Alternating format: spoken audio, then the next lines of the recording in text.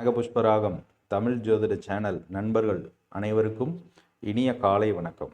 எல்லோரும் இன்புற்றிருக்க நினைப்பதுவே அன்றி வேறொன்றறியேன் பராபரமே. குருவாழ்க, குருவே துணை. இன்னைக்கு நம்ம பார்க்க போகிற ஜோதிட தகவல் சூரிய திசை சந்திரன் புத்தி.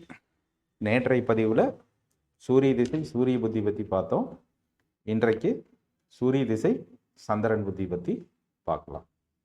இந்த சூரிய திசையில் சந்திரன் புத்தி மொத்தம் 180 நாட்கள், 180 டேஸ், அதாவது 6 மாதம். சரிங்களா?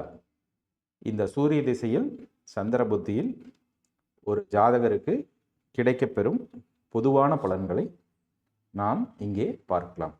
உங்களோட ஜாதகத்தில் சூரியனும் சந்திரனும் நன்றாக இருக்கும் பட்சத்தில் இதில் கூறப்பட்டுள்ள அனைத்து நல்ல விஷயங்களும் உங்களுக்கு நல்லபடியாகவே நடக்கும்.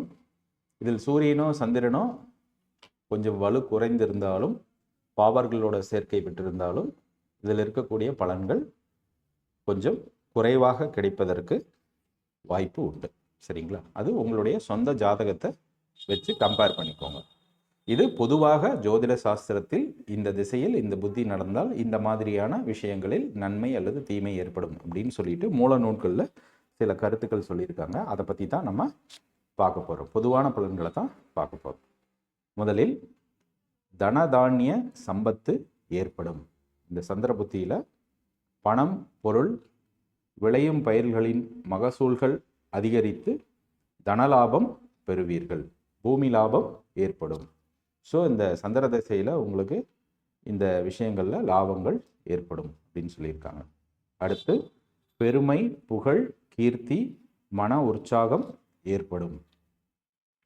உங்கள் செல்வாக்கு உயரும், வறுமை நிலை அகன்று செல்வ செழிப்பு கூடி மனம் உற்சாகம் பெறும் அப்படின்னு சொல்லியிருக்காங்க.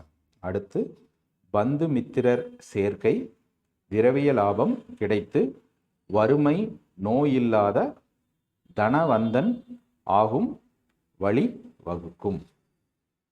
அதாவது உற்றார் உறவினரின் சேர்க்கைகள், சுப நிகழ்ச்சிகள் நடைபெறும்.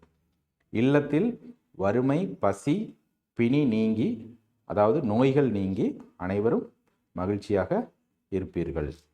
திரவிய லாபம் என்பது எண்ணெய் வித்துக்கள் பயிர் செய்தால் நல்ல விளைச்சல் ஏற்பட்டு நல்ல விலைக்கு விற்று லாபம் கிடைக்கப்பெறும் அப்படின்னு சொல்கிறாங்க.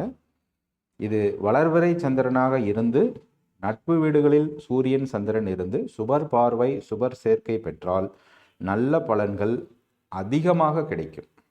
இதுவே இவை இரண்டும் பாவத்துவமாக இருந்தாலோ அல்லது துர்ஸ்தானங்களில் இருந்தாலோ அல்லது இந்த இரண்டும் வலுவாக இல்லாத பட்சத்தில் இதில் உள்ள பலன்கள் குறையவே வாய்ப்பு உண்டு. சரிங்களா? ஆக மொத்தம் சூரிய திசை சந்திர புத்தி மிக மிக நல்ல புத்தியாக ஜோதிட சாஸ்திரத்தில் சொல்லியிருக்கிறாங்க. சரிங்களா? இந்த சூரிய திசை சந்திர புத்தியில் இருக்கும் பொழுது மிகவும் நல்ல பலன்களே பொதுவாக நடைபெறும்னு சொல்லியிருக்காங்க.